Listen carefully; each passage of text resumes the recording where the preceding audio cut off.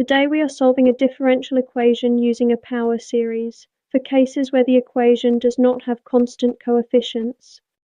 Our equation is the derivative of y with respect to x equals 2 times x times y, and we are told that y of 0 equals 1.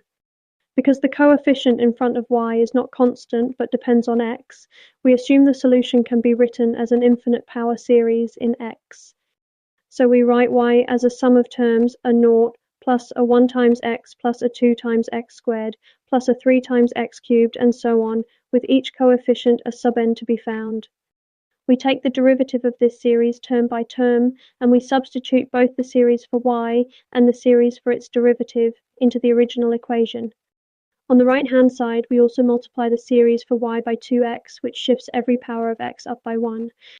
To compare the two sides properly, we shift the index on the derivative series so that both sides are written using the same power of x. Matching the coefficients of each matching power of x gives us a recurrence relation between the coefficients.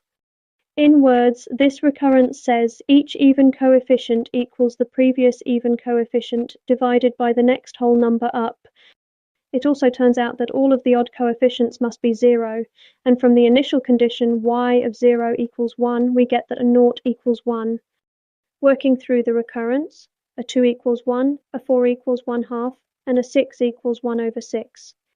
Putting these into our series gives y equals 1 plus x squared plus x to the 4th over 2 plus x to the 6th over 6, and so on. Recognizing this pattern, we see it matches exactly the known power series for e to the power of x squared. To check this answer, let us solve the same equation directly, using separation of variables instead of a power series. Separating variables and integrating both sides, then applying the initial condition y of 0 equals 1 gives the exact same result, y equals e to the power of x squared. Since both methods agree, the power series solution is confirmed to be correct.